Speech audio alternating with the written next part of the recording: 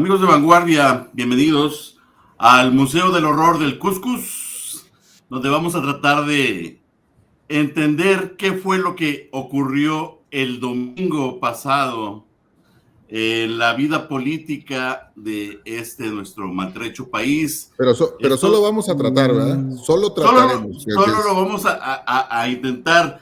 Como ya vieron, me acompañan mis colegas y amigos. Los voy a ir presentando según les vaya dando el uso de la palabra. Quiero compañeros, que muy brevemente, por favor, me den su descripción de lo que para mí fue un evento totalmente pornográfico. Nunca habíamos visto que le dieran a la oposición semejante revolcón. Yo desde que era adolescente no había visto sexo tan duro y tan despiadado. Y mira que has visto porno. Y vaya que en mi adolescencia vi mucho porno. Vi cosas hardcore. Pero era el porno de Penthouse y esas cosas. No. Sí vi cosas hardcore. Nacho Alvarado, por favor, muy brevemente descríbenos qué es lo que viste. Ahorita vamos a las causas, ahorita vamos a las interpretaciones. Dinos qué es lo que viste. Bueno, una sociedad mexicana que no cayó en esta literatura, en este discurso del miedo y del fracaso que le atribuían los opositores a López Obrador, al gobierno de López Obrador, y evidentemente me parece que de entrada, pues la oposición sigue sin dar una lectura a lo que diría López Obrador son los sentimientos de la nación. Carlos Arredondo, por favor. Pues mira, yo lo que vi fue una burbuja que se iba haciendo durante el día, sobre todo construida con esta idea de que había una copiosísima votación, de que las casillas estaban llenas como nunca y una burbuja que se reventó de manera violenta cerca de la 1 de la mañana, cuando nos dijeron que casi nada de lo que habíamos visto había ocurrido, aunque eso no quiere decir que el resultado sea falso. No estoy diciendo eso, solamente digo que se generó una percepción durante el día que no estaba basada en hechos que pudieran comprobarse. Una percepción de que había sido muy nutrida la votación y que la participación ciudadana se había hecho. Lo cual alentaba esta idea de el milagro puede ocurrir. Así es. Gustavo Espinosa nos acompaña desde la ciudad de Albuquerque. ¿Cómo estás, Enrique? ¿Cómo estás, Nacho? Carlos. Oye, esto que comente Carlos, sí, es que lo que sucede es que el algoritmo nos mostraba lo que queríamos ver, Carlos. Y sí, se generó esta burbuja y además pienso que eso generó que al finalizar la jornada electoral también las casas encuestadoras pues no lo midieron bien y hubo ahí ausencia de información. Pero yo lo que vi, pues sí, fue un gran mensaje del pueblo mexicano a la oposición y que debe obligarlos a reflexionar sobre qué es lo que están haciendo y qué propuesta y si son realmente una alternativa viable de gobierno o para el pueblo de México, porque quedó evidenciado... ¿Todavía tienes duda de si es una alternativa viable? No, por supuesto que no, pero digo, quedó evidenciado que pues no están haciendo nada, no están conectando con la gente y que pues lo que han dicho, lo que han propuesto, pues no tiene sentido para la gran mayoría del pueblo de México. Eso es. Hay algo que me preocupa, bueno, muchas cosas. Una de ellas es la alopecia, pero ya es demasiado tarde para eso. Pero otra de las cosas que me preocupan es ¿por qué los analistas no pudieron prever este escenario? Vaya, si repasamos nuestra última sesión, hicimos algunos pronósticos ahí muy conservadores. Creo que yo fui el que dijo que iba a ser así como que íbamos a andar el escenario del ganador como 15 puntos arriba del segundo lugar. Y todos dijeron, no, creo que se va a estrechar.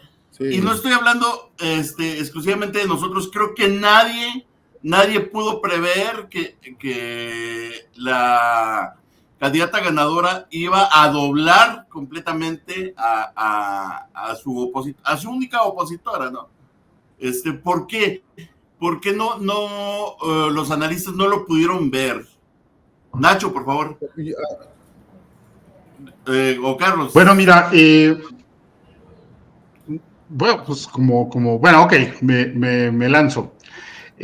No, yo, si no recuerdo mal, dije que se iba a estrechar en la Ciudad de México, cosa que me equivoqué.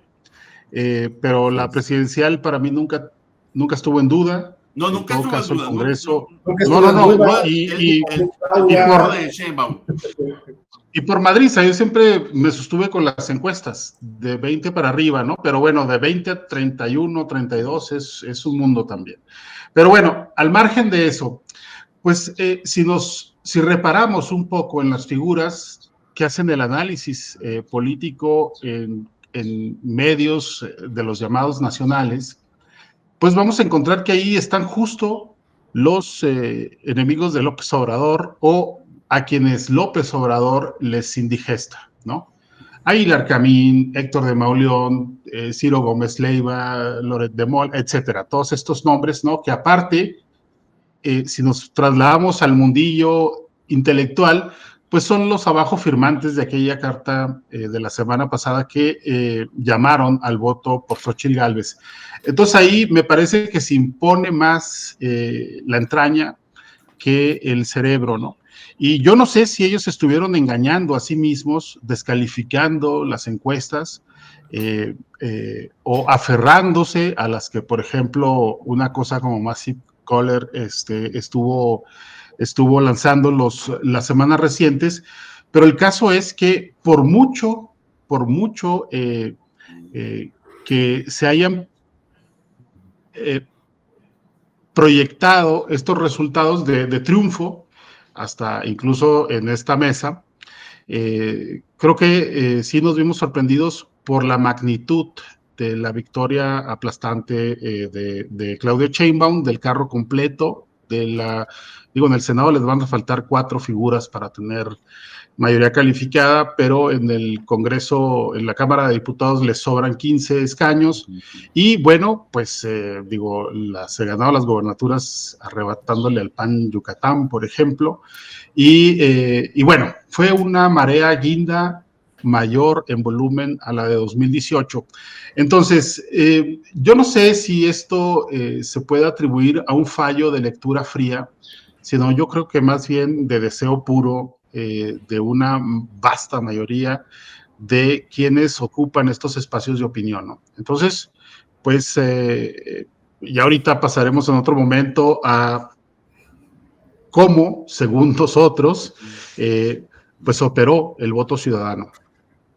Carlos, ¿fue autoengaño o qué pasó allí? Yo voy a discrepar por completo de Nacho, porque me parece que este argumento de la descalificación ad hominem rebaja mucho la discusión y renuncia a la presentación de argumentos, porque el asunto es que Aguilar Camín pues nunca puede tener la razón, pues porque Aguilar Camín está torcido o es una persona que piensa con el hígado. Yo creo que eso no, creo que es una lectura incorrecta. Me parece que lo que sí tenemos que hacer es una revisión, sobre todo los que hemos sido críticos de este gobierno, del set de argumentos y de tesis de las cuales se solía partir para hacer el análisis político en el mundo occidental, por lo menos, ¿sí? Hay una serie de cosas que aprendimos que si se hacían podían dar resultados negativos. Haber cancelado el aeropuerto de la Ciudad de México, por ejemplo, en este set clásico de teorías y de elementos con los cuales se lee la realidad, equivalía a decir, pues es que eso es dañino para un país, ¿por qué no haces la investigación, castigas a los corruptos en lugar de cancelar el proyecto que no es benéfico? Y eso, en este set clásico, digo, de tesis y parámetros con los cuales se le toma la lectura a la realidad política, eso tenía que dar un resultado negativo. Pues resulta que no ocurrió. 400,000 muertos extras en una pandemia. Pues es que en un país civilizado no era un asunto simplemente de tenerle mala voluntad al gobierno. No era un asunto así, era un asunto que se supone está en este set de elementos de lógica clásica. Pero resulta que eso no funcionó en México esta vez. Sí creo que tenemos que hacernos cargo, los críticos de este gobierno, los críticos de la autodenominada Cuarta Transformación, de que estuvieron mal calculadas nuestras conclusiones. Eso no hay duda, y hay que reconocerlo y hay que empezar por ahí. Pero sí creo que este asunto de decir que esto se explica porque Aguilar Camín, Carlos Loret, Ciro Gómez Leiva, son personas que tienen un cableado en la cabeza que es de hablar solo mal del gobierno actual, pues entonces ya hay que desestimar. Yo creo que es un asunto más profundo. No. La pero lógica ahí clásica, por interpelación directa. A ver. Respondo. Yo lo que estoy diciendo es, porque Enrique pregunta, ¿por qué se erró tanto? Es que nosotros no erramos. Los que erraron fueron ellos porque estaban expresando un deseo de una contienda mucho más cerrada o incluso adversa para Morena y el bloque que encabezaba. Pero eso es lo que yo creo que no es verdad. Ahora, Nacho. No dicho es lo anterior, que estuvieran expresando un deseo. No. Bueno, pues digo, hay que verlos el día de la elección, después de los resultados, cómo les truena nuevamente la frustración, ¿no? Yo no estoy atribuyendo a ellos el triunfo o la derrota de unos y otros, sino más bien a cómo trataron, porque ellos fueron los que promovieron este supuesto emparejamiento en las contiendas, cosa que no fue así. Ahora, por lo demás, pues basta escucharlos y basta leerlos, Carlos. Mira, porque una cosa es la crítica. Nosotros mismos en esta mesa hemos sido críticos y en lo personal hemos sido críticos, pero una cosa es la crítica a un gobierno o acciones de un gobierno en concreto, y otra cosa es que a partir de esa crítica se espere o se prediga que va a haber una contienda en la que las cosas se van a mover de manera sustancial. Eso me parece muy pretencioso. La crítica como tal me parece constructiva y aquí hemos reconocido también que trabajos periodísticos como los que presentó Carlos Loret en Latinus, pues son trabajos periodísticos de gran valía. Eso no le quita mérito, ni estoy restando mérito a las acciones periodísticas o analíticas de nadie. Simplemente estoy diciendo que en su fuero muy interior había un propósito y un deseo manifiesto de que las cosas fueran diferentes, hubieran resultado diferentes, cosa que no ocurrió. Pero yo no estoy diciendo, pero mi punto, por ahí va. Mi punto es que eso, concediéndolo, estoy de acuerdo contigo, que cuando se expresan los críticos, y yo me incluyo entre ellos, también estás partiendo de una posición bastante personal respecto de cómo te identificas o no con el régimen actual. Pero lo que quiero decir es que me parece que no hay en esto, de lo que ocurrió a lo largo de todo este sexenio, un asunto de que la pasión por el deseo de que las cosas fueran de una manera obnubiló la mente. Lo que digo es que los razonamientos que se hacían tienen que ver con este checklist de cosas con las que hemos juzgado la realidad política, por lo menos en el mundo occidental históricamente, pero que resulta que en México quedó claro el domingo. Ese checklist no funciona. La lógica con la que se opera en México por parte de quienes votan es otra. Ese es mi punto nada más. Gustavo, por favor, según tu percepción, ¿hubo malicia o no la vimos venir o hubo un voto oculto que no se podía percibir o se trató de modificar la percepción? ¿Qué es lo que pasó? Sí, mira, yo sí pienso que hay una parte de voto oculto ocasionado por lo siguiente. Todas las encuestas o los estudios que ha habido y que mencionabas ahorita, que algunos incluso como Massive Caller, decía Nacho, que dio una diferencia, incluso llegó a decir que Xochitl iba a ganar por una diferencia pequeña. Y hubo otros que daban un margen todavía más corto, sí, la victoria para Claudia, pero más corto. Creo que tiene que ver con que la gente está mintiendo al momento de contestar las encuestas, y está mintiendo porque tiene razones para ello. En algunos casos, pues, tal vez estén recibiendo algún programa social y tiene temor a que se los quiten si ellos contestan por uno o por otro. Y no estoy hablando de Morena porque se da al revés también. Hay estados o municipios en donde gobierna algún partido que no es de estos aliados de Morena y que están otorgando algún beneficio a la gente, y pudiera ser que ellos contesten que van a votar por ese partido que gobierna en su municipio, cuando en realidad están pensando votar en Morena. Entonces, todo esto creo que dificultó ahí para las casas encuestadoras poder hacer un ejercicio, pues, que mostrara la realidad que vivimos el domingo. Y por otro lado, pues sí, no la vimos venir, porque me parece que toda esta discusión que los comentarios que hace Carlos y que hace Nacho, al final creo que no nos estamos dando cuenta que esta polarización de la que se ha hablado durante el sexenio, y que desde la presidencia de la República se ha enfatizado, se ha impulsado la polarización. Esta polarización no solamente es en discurso, sino hay una realidad en el país, y es que la sociedad está polarizada y que los intereses, las visiones que se tienen de la vida son muy distintos, y desafortunadamente creo que en esta sociedad pues no logramos ver con empatía lo que viven otras personas, y creo que eso ha afectado también. Todo esto que al inicio, lo que yo decía, que el algoritmo nos mostraba lo que queríamos ver, lo decía medio en broma, pues me parece que al final sí influye, porque ese día de la jornada electoral, pues veíamos las imágenes en redes sociales que circulaban, y que veíamos los centros de votación con mucha gente haciendo filas, y se empezó a generar toda esta pues atmósfera de que podría ser un momento histórico en cuanto a la participación ciudadana, y que eso motivaría o provocaría que fuera una distancia más corta entre las candidatas, y que al final no sucedió.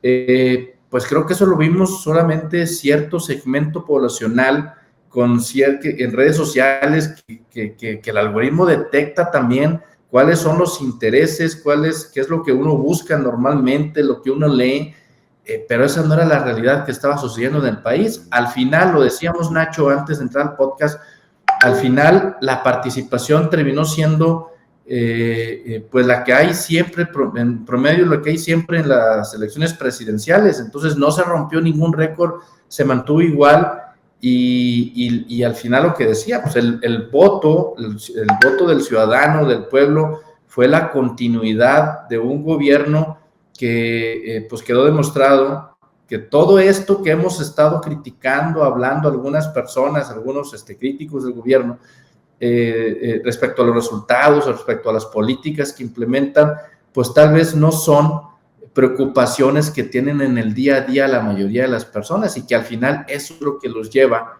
a votar por Claudia Sheinbaum, porque pues consideran que están bien con López Obrador, y que lo que han tenido en estos 6 años, pues a ellos sí los representa y sí les conviene. Y todo lo que se ha hablado, que si el aeropuerto, que si la pandemia, que si la inseguridad, que si el tema de las libertades o del ejercicio de los derechos, las instituciones, la autonomía, los poderes, pues tal vez son temas que no tienen un impacto en la vida cotidiana del ciudadano, y que no le dan el valor que nosotros pensamos que tiene, ¿verdad? Y que al final, pues eso fue lo que llevó a esa polarización en los intereses, lo que llevó a tener este resultado tan abultado. Pero ese es justo mi punto, Gustavo. O sea, el asunto es que, insisto, pero solamente que lo que yo planteo es, hay una serie de premisas con las cuales se juzga la realidad, con las que hemos juzgado la realidad de manera clásica. Déjame poner un ejemplo más claro. Si los hijos de Enrique Peña Nieto, o de Calderón, o de Zedillo, o de Fox, o de Carlos Salinas de Gortari, hubieran sido acusados de todas las cosas que se acusa a los hijos de López Obrador, con las evidencias con las que se acusó a los hijos de López Obrador o con las que se señala a los hijos de López Obrador, hubiera habido pues, un costo. Un escándalo de magnitudes atómicas y hubiera tenido un costo enorme. Hoy no lo tiene. Y ese es mi punto. Hoy creo que uno de los errores que hemos cometido, quienes nos dedicamos al análisis de la realidad política, es que no nos dimos cuenta que las premisas, los valores y los criterios con los cuales hemos juzgado clásicamente la realidad dejaron de operar, por lo menos para una enorme cantidad del público mexicano que hoy no valora de la misma forma la corrupción en el pasado y en este gobierno, la ineptitud en el pasado y en este gobierno, el cinismo en el pasado y en este gobierno. No estoy diciendo que sé por qué, solo apunto el hecho y digo, me parece que ahí es donde está la explicación de por qué nos equivocamos en el análisis. Insisto, me cuento, porque yo formo parte de los críticos de este gobierno, seguiré sosteniendo mis conclusiones respecto de lo que este gobierno ha sido, pero creo que tengo que hacerme cargo de que las premisas de las cuales yo parto no son compartidas por una amplia mayoría de la población mexicana. Bueno, Carlos, y si estas premisas nos hemos equivocado, quienes hemos sido críticos de este gobierno, si no han sido las correctas, entonces habrá que enfatizar o habrá que reflexionar sobre esto que comentaba de la polarización, la división que hay de la sociedad y los intereses que se tienen, o qué se hace mal, o qué fue lo que sí se está valorando por parte de la ciudadanía. Yo no lo tengo claro, la verdad. No tengo claro qué es lo que ahora se valora. No tengo claro si esto es momentáneo, si es un asunto para antropólogos, para que revisen la mudanza de valores de la sociedad mexicana, pero lo que sí creo es que estos valores clásicos, estas premisas clásicas con las cuales se ha juzgado la realidad, no operan, o por lo menos no operaron el domingo. Nacho, yo te veo con ganas de tomar la palabra. Para ti, entonces, ¿fue una masa acrítica o fue una ciudadanía bien consciente de lo que quiere, la que se expresó en las urnas? Bueno, antes de responder directamente a esa pregunta, diré algo. El análisis o la crítica con análisis o el periodismo contextual se hace y se ejerce no con una pretensión de que se cambie el pensamiento de la masa ciudadana. Se hace simplemente como una aportación a ese juego de conciencia de una sociedad determinada. Entonces, cuando hay una crítica despojada de sentido o de análisis crítico, y por crítico no necesariamente tiene que ser demoledor, me parece que se está realizando un ejercicio sano del periodismo. Entonces, pretender que eso vaya a modificar conciencias, mira, puede ocurrir porque ha sucedido, pero me parece que ese no es el propósito principal del quehacer periodístico, sino de hacer comprender o de robustecer la visión sobre temas muy concretos para cierto segmento de la población, porque sería también muy pretencioso pensar Nacho, que... Perdón, sí. Nacho, pero es que yo no digo que el análisis tendría que haber influido. Yo digo que lo que tendría que haber influido son los hechos que noticiosamente se tendrían que, se difundieron en este país a lo largo de estos sexenios. No estoy hablando del análisis. Sí. El análisis mira. recoge eso y dice, la conclusión tendría que ser esta porque las premisas son estas. Ahora, y eso es lo no. Ahora, lo que sí pasó, y esto creo que lo deja bastante claro el resultado de las elecciones, es que por un lado se tiene un gobierno que se propuso desde el principio, porque yo no sé, hay que reparar un poco, hay que retomar un poco las palabras de López Obrador desde el 18, es decir, cuando ya asume la presidencia de la República, lo que él se propuso como modelo de gobierno. Y también yo recuerdo perfectamente cuando se arranca esta clausura nacional, esta parálisis nacional en el inicio de la pandemia, López Obrador dijo algo así como, esta pandemia nos cae como anillo al dedo. Es decir, él tenía un propósito de demoler las estructuras institucionales que se habían creado y que desde su punto de vista mantenían o hacían imposible sustituir el modelo de política mafiosa que él tanto ha señalado a través de los años, ¿no? Ahora, ¿le salió bien? ¿Le salió mal? Bueno, pues muchas cosas, evidentemente, o a la vista de los resultados, pues se perfilan hacia un fracaso, pero aquí la cosa es que no sabemos si esos fracasos son temporales, porque es imposible pedirle resultados magníficos en 6 años a un gobierno como este o cualquiera en el mundo, ¿no? Pero es claro que la oferta que puso los partidos o que pusieron los partidos de oposición, pues era francamente deplorable. No entendieron, me parece, a leer cuál era la sensación de la mayoría de ciudadanos que iban a converger o que iban a concurrir en un proceso electoral. Me parece que se fueron con fintas y me parece también que terminaron por creerse sus propias narrativas que si uno las revisa con cuidado, pues eran bastante mediocres, ¿no? Ahora, aquí mismo, a través de estos meses de campaña, lo estuvimos diciendo, había puntos bastante criticables de los resultados que estaban arrojando o que arrojó este gobierno en rubros como educación, como salud, como seguridad, ¿sí? Pero había otros que evidentemente hay que reconocerlos, como es el campo de la economía, de las finanzas públicas y del ejercicio de la política exterior. Entonces, a final de cuentas, digo, la ciudadanía que ya efectivamente, como dice Carlos, ya no se nutre exclusivamente de los medios tradicionales de comunicación, pues decantaron por otras formas de hacerse o de allegarse de la información que posiblemente les interesa y nada más, ¿no? Y las redes sociales me parece que juegan un papel importante, pero también cuando hace uno la revisión de quiénes y en qué porcentaje se votó, en este caso por Claudia Sheinbaum, por rango de edad, por rango de ingreso, por rango educativo, vamos a ver que no necesariamente el voto de los pobres fue el que terminó favoreciendo a Sheinbaum y a Morena, ¿no? Hay mucha gente, incluso ella le gana el voto entre la gente que gana más de 50,000 pesos mensuales, ¿no? A Xochitl Gálvez. Entonces, es un resultado que nos obliga a la revisión de los números para nosotros mismos comprender en qué momento está situado o hasta qué grado cambió el paradigma del electorado mexicano.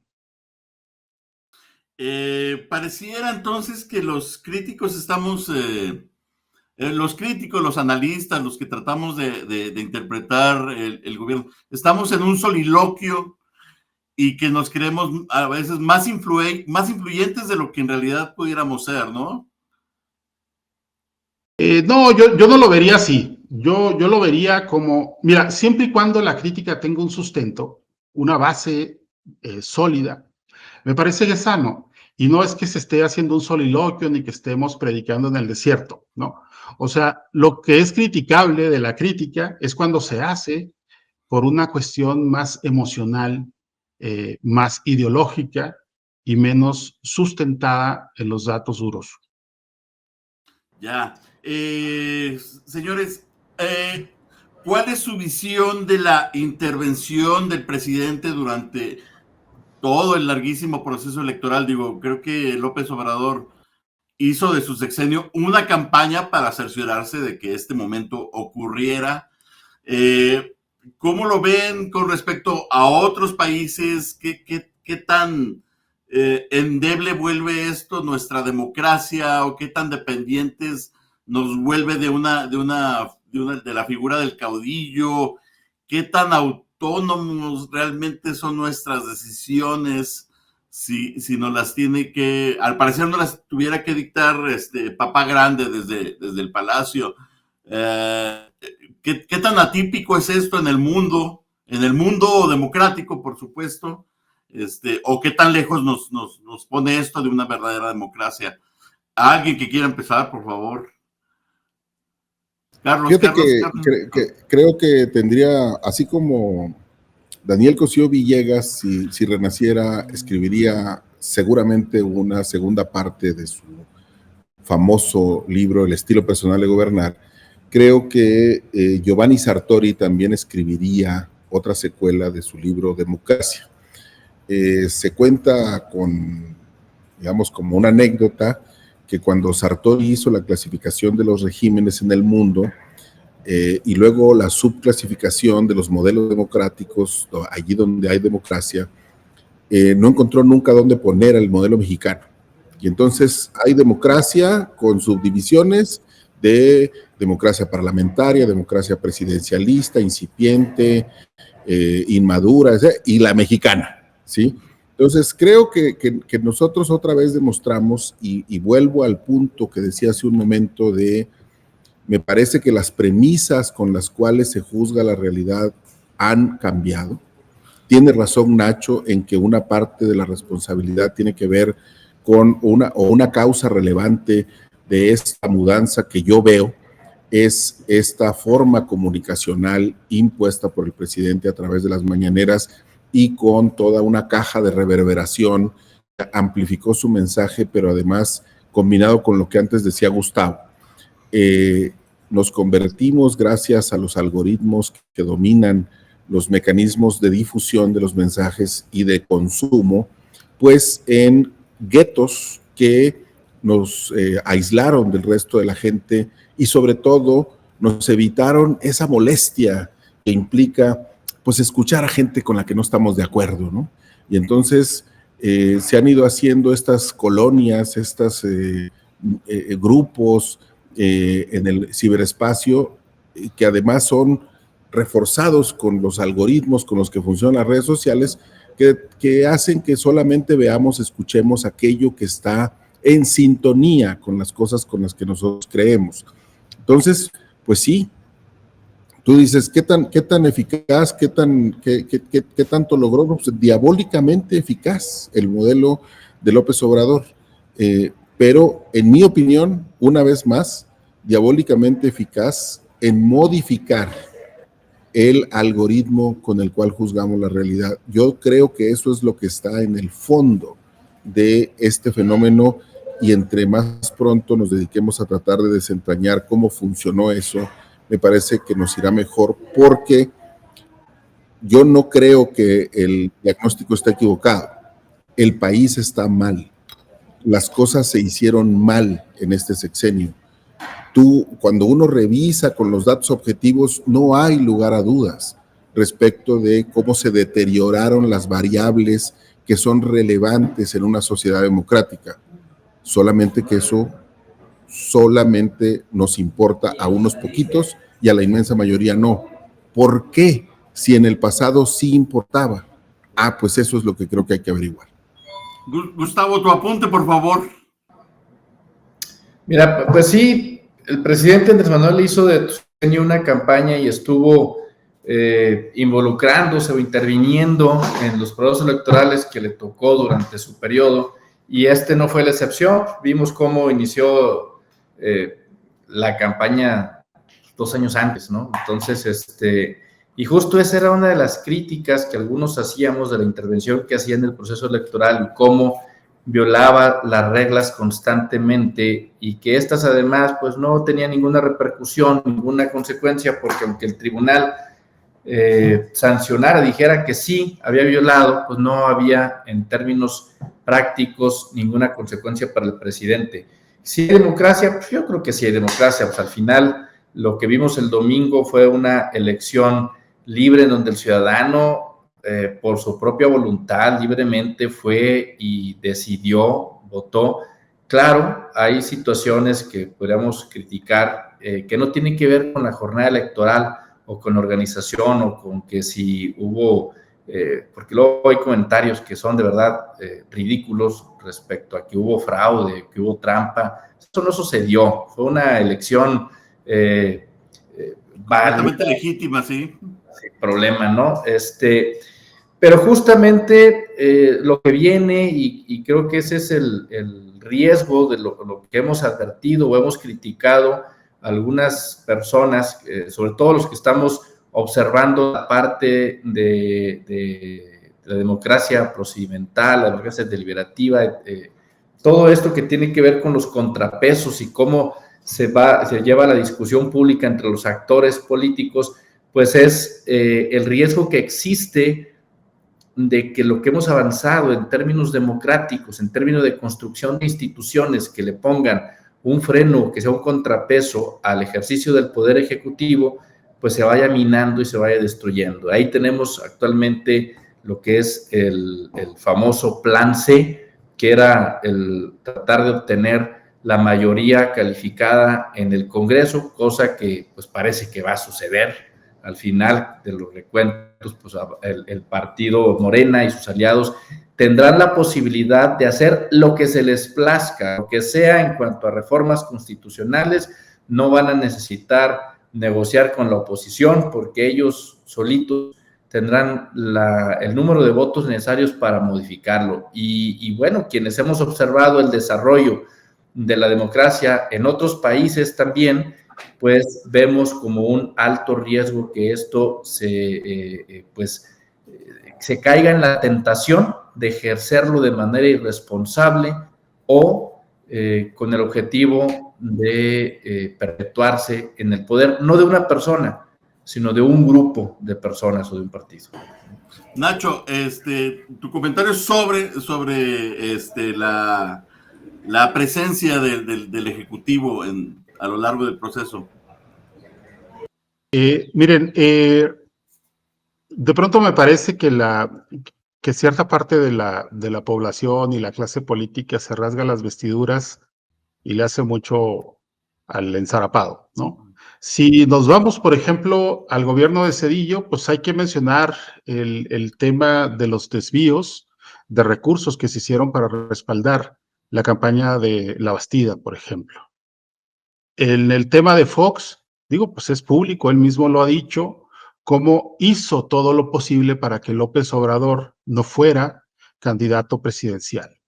Si volvemos al terreno de Felipe Calderón, bueno, pues el tipo simplemente implosionó cualquier camino que pudiera seguir el propio López Obrador.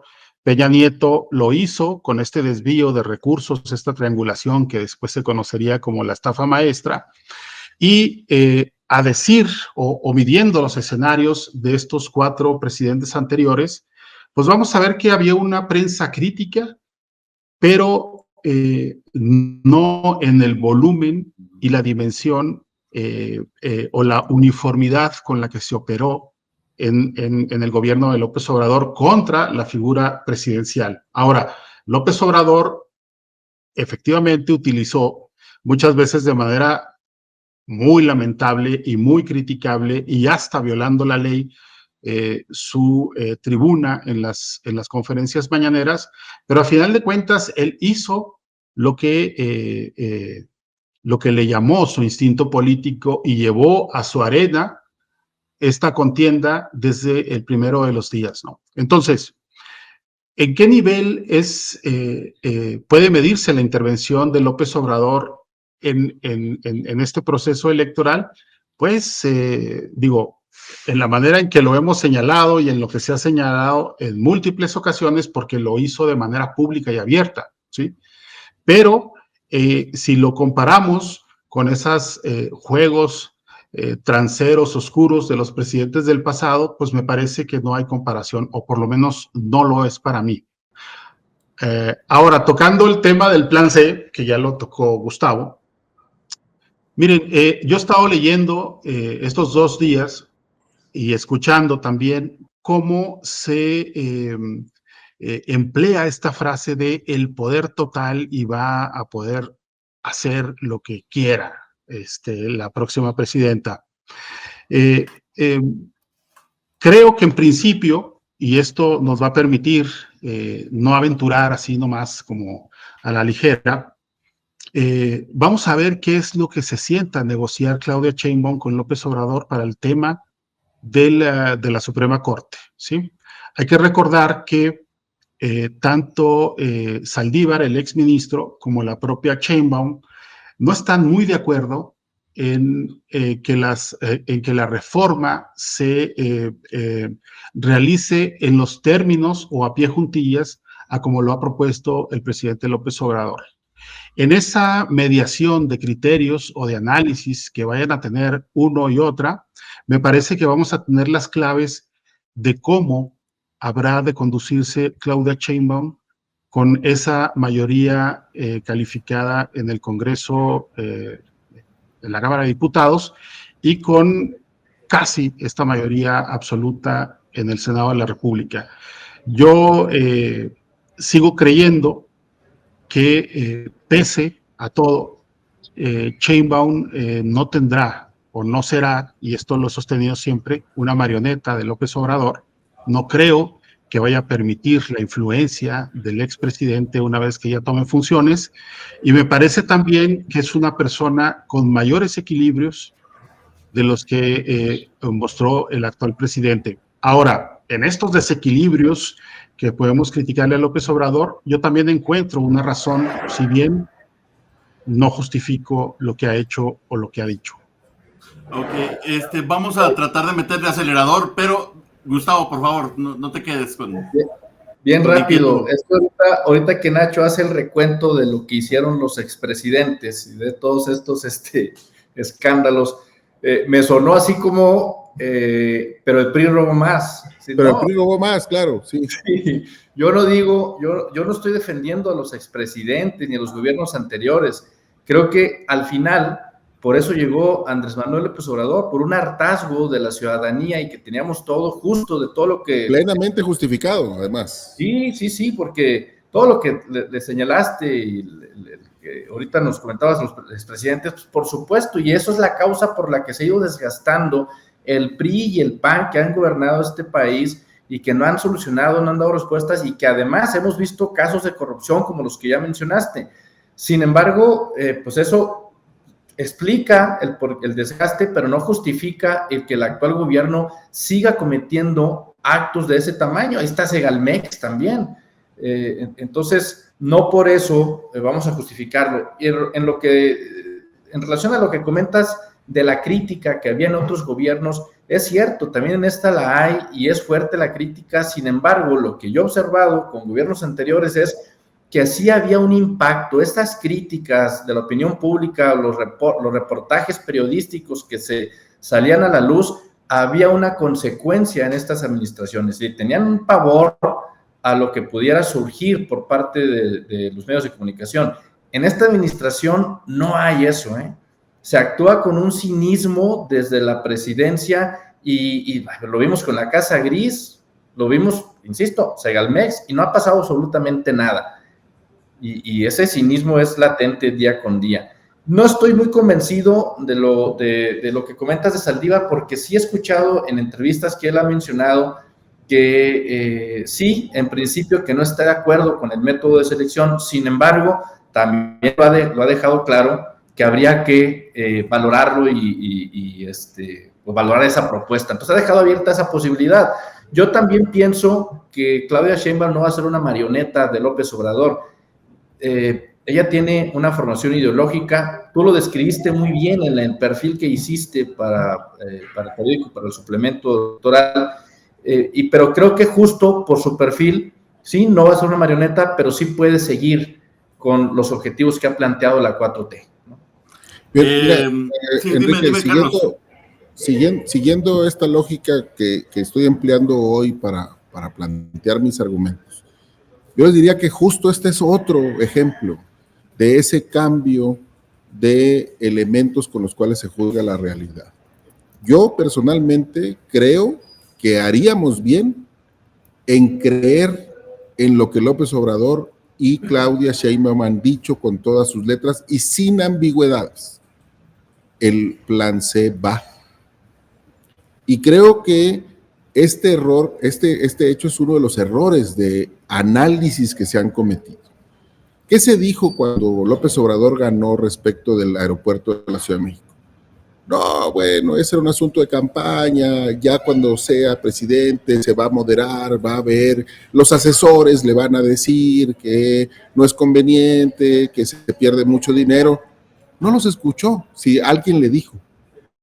Y aquí creo también que hay que tener muy clara una cosa, y eso sí hay que reconocerlo sin ambigüedades también. López Obrador no nos ha mentido, ¿eh? Él nos dice, voy a hacer tal cosa, quiero hacer tal cosa. Oiga, es que el desabasto de las medicinas, pues eso se resuelve con una farmacia totototota. Oiga, es una pendejada eso que está diciendo. Y hay 10,000 opiniones, es una idiotez. Y después de que se inauguró, hay N,000 pruebas de que no funciona, porque es algo que se podía prever. Igual la construyó. No se detuvo por eso. No hay un asunto de detenerse frente a la evidencia. Entonces, ¿qué nos han dicho sobre el plan C? Miren, aquí donde dice la Constitución esto, nosotros queremos que diga esto. Y aquí donde dice esto otro, queremos que diga esto otro. Y está por escrito. Ya lo mandaron al Congreso de la Unión. Yo no encuentro ninguna razón para no creerles. Y además, el 60% de los electores el domingo pasado respaldaron esa posición, porque también fue parte del discurso de campaña. Yo creo que cometeríamos un acto de ingenuidad de creer que no, bueno, pero es que ya cuando esté en el poder Claudia es otra cosa. Y eso, por cierto, no quiere decir, porque creo que ese es otro error que se ha cometido de análisis, que si Claudia lo hace, es porque sea un títere de Andrés Manuel. No, es que ella cree lo mismo, está convencida de eso. Entonces, yo creo, en serio, que haríamos bien en creerles y tener claro que el plan C va. ¿Cómo? Así como está escrito, sin quitarle ni una coma. Es una posibilidad, sin duda. Pero no me quiero ir sin dos, tres cositas muy rápidas. Creo que abonó a distorsionar nuestra percepción de lo que podría pasar el domingo el hecho de que en las elecciones intermedias, las últimas elecciones federales para renovar la Cámara de Diputados y algunas gubernaturas hace 2 años, parecía que Morena se estaba ya desinflando, que había sido un globo de Cantoya que ya estaba perdiendo su aire caliente y que ya estaba comenzando a emparejarse con las otras fuerzas políticas. Recordemos que perdió la mitad de las delegaciones en el DF. En fin, no se vio con aquella fuerza del 2018. ¿Qué pasó en aquella elección? ¿Por qué no fue tan avasalladora en favor de la causa de la 4T? ¿Se hicieron ajustes o se estaba guardando todo el punch y la estamina para la sucesión presidencial? Muy brevemente, ¿cuál fue su lectura de por qué esta discrepancia en una elección que Morena sacó mediocremente, la última elección federal y pues el fenómeno que vimos hace 2 días? Nacho, por favor.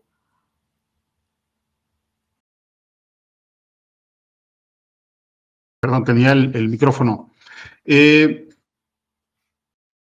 Mira, en el 21 no le fue tan mal, o no le fue mal, nada mal a Morena. Yo creo que se perdieron ciertas cosas, sobre todo en Ciudad de México, que hicieron creer o crearon esta falsa ilusión de que el movimiento estaba resquebrajándose. No fue así. Ganaron en esas elecciones también de manera masiva y contundente. Y aquí yo creo que iba a decir el secreto, pero no hay secretos. Me parece que hay ciertas claves a las cuales sí tenemos que voltear a ver. Uno, si Xóchitl Gálvez fue lo mejor que pudieron hallar para lanzar en pos de una contienda presidencial, pues eso ya nos debe decir mucho, porque es una pésima candidata, ¿sí?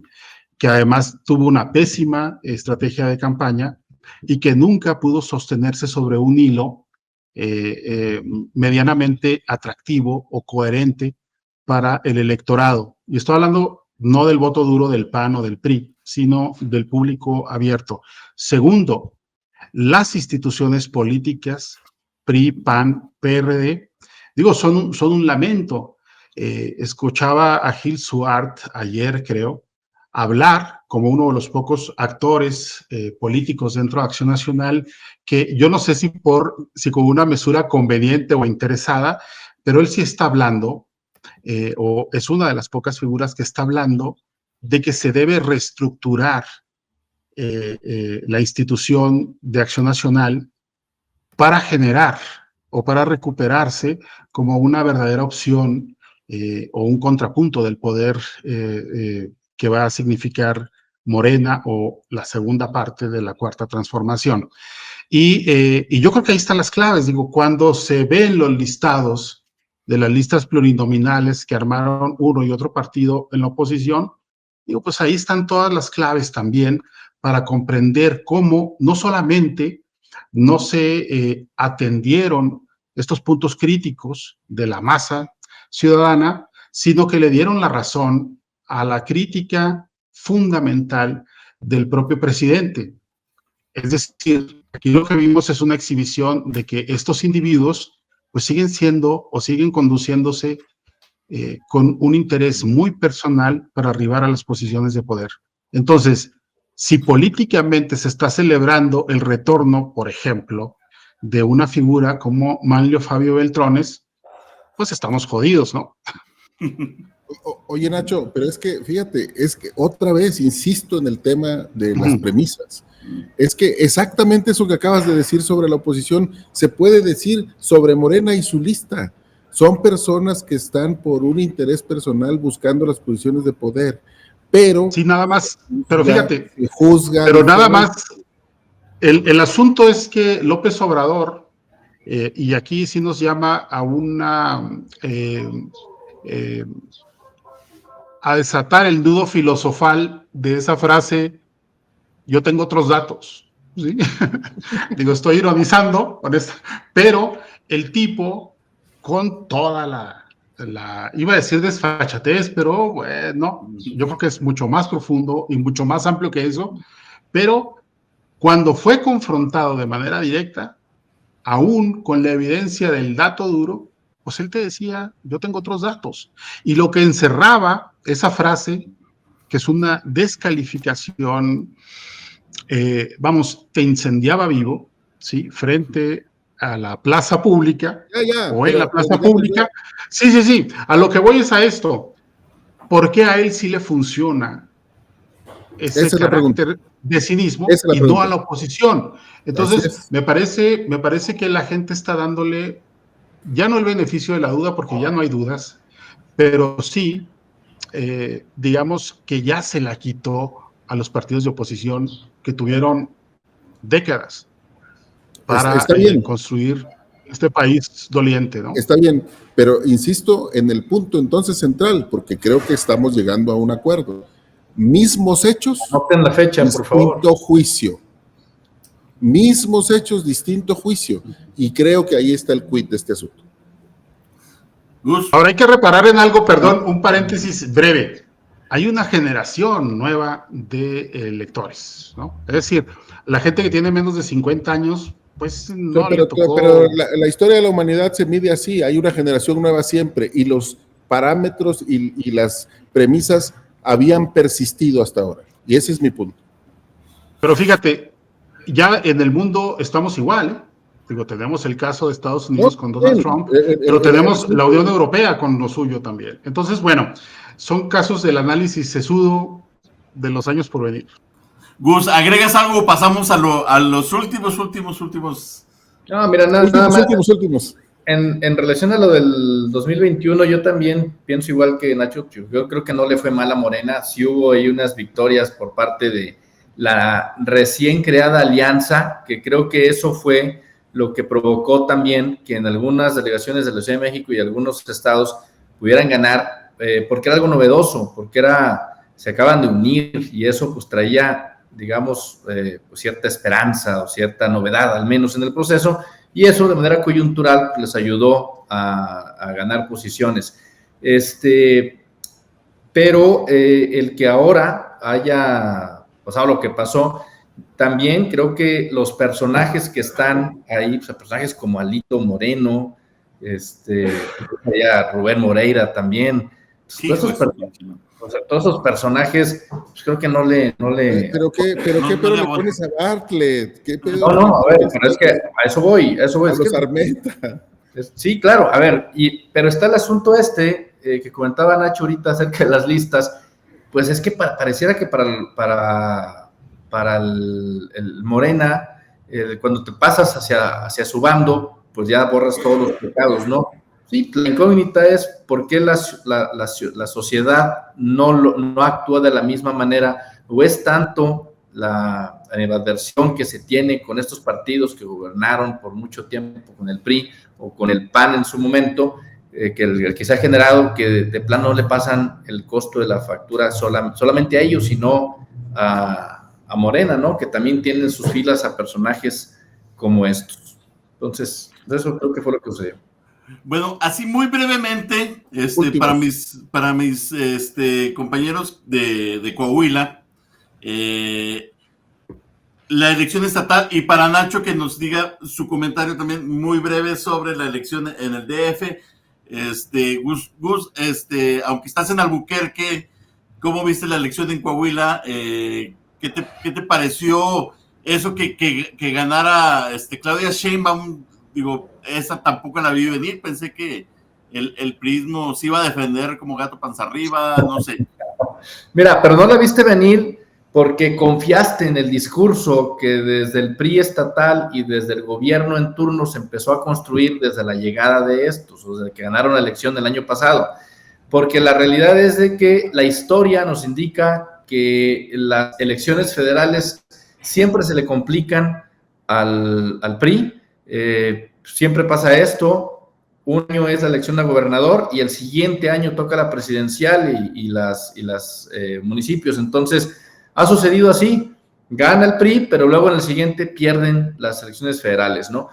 Y esta sensación, que coincido contigo, en algún momento se veía como que el PRI podría romper esta historia de 30 años de derrotas en el Senado, en las diputaciones, que podría romperse porque se empezó a construir esta narrativa desde el año pasado, cuando ganó la elección Manolo Jiménez Salinas. El PRI empezó a construir esto y a decir, vamos a romper con los 30 años de derrotas, vamos por todas las diputaciones federales. Al final, pues la ola del tsunami que representó Claudia Sheinbaum, pues llevó de la mano a las candidaturas de Morena a ganar las diputaciones y a una fórmula integrada por Luis Fernando y por Cecilia Guadiana, una fórmula que incluso están peleados entre sí, que no hicieron campaña, que de verdad lo más ridículo que pudo haber sido la campaña fue la de ellos, no hicieron nada, y bueno, Claudia Sheinbaum los llevó de la mano para que ganaran, incluso con todo eso. Entonces, sí, esta sensación que se tiene de, oye, pues perdieron como sorpresa, pues creo que es producto nada más de la narrativa que se construyó, y que a ellos también, al PRI, al gobierno, les queda un mal sabor de boca porque a pesar de haber ganado en los municipios y que pasaron de 25 a 30 municipios gobernados por ellos, pues creo que ellos querían poder vender en el discurso de que habían ganado también elecciones federales, y no es así. Entonces se ve opacada esa victoria en cierta manera, y lo vemos porque el discurso oficial que veo se quiere difundir es el de enfoquémonos solamente en el análisis de los ayuntamientos y olvidemos el caso de la elección federal. Carlos, ¿algo que agregar para los lectores de Coahuila? Sí, desde acá, desde Boston, aunque parezca que estoy en la redacción de Vanguardia, mira, creo que esto que dice Gustavo es muy importante recordarlo. Este es el cuarto sexenio consecutivo en el cual los priistas ganan la gubernatura, incluso de forma aplastante, y al año siguiente, justo un año después, pierden las elecciones federales. Esta vez es la primera ocasión en la cual las elecciones federales en Coahuila coinciden con las elecciones municipales. El cálculo que se hizo, me parece a mí, cuando se reformó la ley, fue que al ser la elección municipal, la más cercana a la gente, la que más prende, la que más concita que los electores vayan a las urnas. Y bueno, aquí tuvimos en Coahuila una participación por encima de la participación nacional, pues creo que se calculó que con eso podían romper el beneficio. Así es. No, que podían lograr que la elección local arrastrara a la federal, pero pues otra vez se demostró que eso no era una premisa cierta. Las elecciones municipales se comportaron de una forma y las elecciones federales de otra, con los mismos electores. Eso puede leerse, creo, de dos formas. Una, tenemos un electorado muy maduro que tiene muy claro que no hay que darle todo el poder a un solo partido y que eventualmente conviene mejor distribuir los votos. Acá tuvimos 4 boletas en las cuales había que sufragar. Mayoritariamente los electores le dieron los triunfos a el PRI y su coalición en las elecciones municipales, pero con los datos del PREP en este momento están ganando solamente 3 de los 8 distritos federales y perdieron la senaduría de una forma, como dice bien Gustavo, ridícula, frente a una fórmula de candidatos que se pasaron la segunda mitad de la campaña peleándose, denunciándose ante las autoridades mutuamente, no haciendo un solo evento juntos porque se detestan, ¿sí? Y aún así ganaron. Parecían canción de Pinela, ¿verdad? Oye, Carlos, te faltó decir que las 3 diputaciones que ganan, 2 son con personajes panistas y un priista, pero que no es del grupo del partido en el poder. Así es, eso es algo muy significativo, ¿sí? La persona más identificada con el actual grupo en el poder en el gobierno de Coahuila era María Bárbara Cepeda, la que ocupó la segunda fórmula para el Senado en Coahuila, y ella no va a llegar al Senado, porque el que va a llegar es Miguel Riquelme, porque él es el que ocupa la primera fórmula. El otro ganador es Jericó Abramo, de aquí de Saltillo, que ganó de manera contundente su distrito, pero los otros 2 que ganan son Guillermo Anaya y Teodoro Caliones, 2 panistas, los 2 distritos que en la negociación a nivel federal el PRI le cedió al PAN. Ellos son los que van a llegar al Congreso de la Unión. Y mañana, porque estamos grabando en martes este podcast, mañana miércoles habrá una batalla campal encarnizada en Piedras Negras para ver si logran revertir los 668 votos de diferencia que tienen en este momento en el PREP en la disputa por el Distrito 1. Entonces, creo que el asunto es que el electorado en Coahuila tiene un comportamiento peculiar que también merece revisión. Eso es. Nacho, brevemente, para los cuates de provincia, ¿qué pasó en el DF? ¿Era lo esperado? ¿Fue un escenario atípico o qué? ¿Qué se vio entre Clara Brugada y Santiago Taboada? No. Bueno, en principio que la victoria de Clara Brugada sobre el candidato del PRIAN fue contundente, 12 puntos más o menos, y de las alcaldías que habían perdido en las elecciones del 2021, recuperaron 4, entre ellas Tlalpan, Magdalena Contreras y Álvaro Obregón, que pues les habían arrebatado hace 3 años, ¿no? Hay un caso muy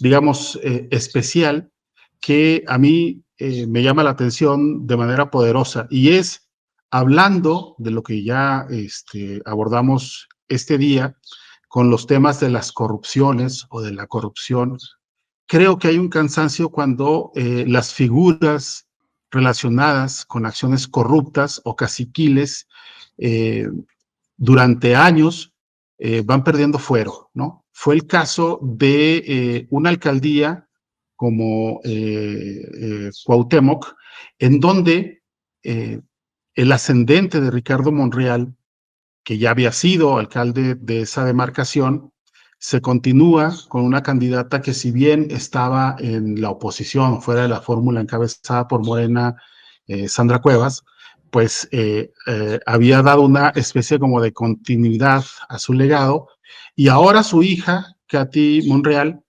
pierde esa demarcación ante esta candidata del PAN-PRI-PRD, de la que hablamos hace unas 2 semanas por el atentado que sufrió, de Alessandra Rojo de la Vega, y el núcleo, la matriz de donde proviene la familia Monreal, que gobierna en Zacatecas, y que es el municipio de Fresnillo, pierden ellos. Entonces, me parece que este es un mensaje también, al margen de que en Zacatecas ganó Morena, pero es un mensaje muy claro, creo, no para el movimiento en sí, sino para estas figuras muy particulares de este clan familiar históricamente ligado a temas de corrupción y de maniobras un poco turbulentas en la vida, en el quehacer de la política nacional, ¿no? Sorpresa en la Ciudad de México, no creo. En diciembre, y eso se publicó en Vanguardia, las proyecciones basadas en el comportamiento histórico del voto, eso lo puso así desde el comienzo de la contienda. No recuerdo cómo se llama, este analista, Ordóñez, se apellida, pues vaticinaba todo lo que ha ocurrido, este triunfo presidencial, esta mayoría calificada en el Congreso y esta vuelta, esta recuperación de Morena en la Ciudad de México. Así que, bueno, pues ahí están los resultados y vamos a ver cómo funciona esto, ¿no? Me hubiera encantado seguir platicando, hacer algo de futurismo, pero tenemos que dejar algo para los siguientes programas y para el resto del sexenio, para el sexenio que va a empezar. Así que nos despedimos. Si tienen algún comentario final, mis amigos, ganó AMLO, definitivamente. Coman frutas y verduras. Nos la jugó, estuvo en la boleta, y logró su cometido, ¿no? No sé si estarán de acuerdo, pero ya hablarán las acciones y los eventos futuros. Les agradezco mucho, Nacho, desde la Gran Tenochtitlán. Muchas gracias. Carlos, desde el Boston Globe. Sí, señor. Allá es nuestro corresponsal. Y desde Albuquerque, Gustavo Espinosa. Fue un placer estar con ustedes en esta edición especial de nuestra sesión semanal, Elecciones 2024. Necesitamos un título, un nombre para cambiarle a esta emisión, para bautizar el programa, cómo se va a llamar en lo subsecuente. Así que se aceptan sus sugerencias. Espero, caballeros, que lleguen con algunas propuestas el próximo lunes. Si todo sale bien, aquí nos estaremos viendo. Gracias. Buen día. Coman frutas y verduras. Lo haremos. Hasta la gracias, próxima. producción. Hasta la próxima.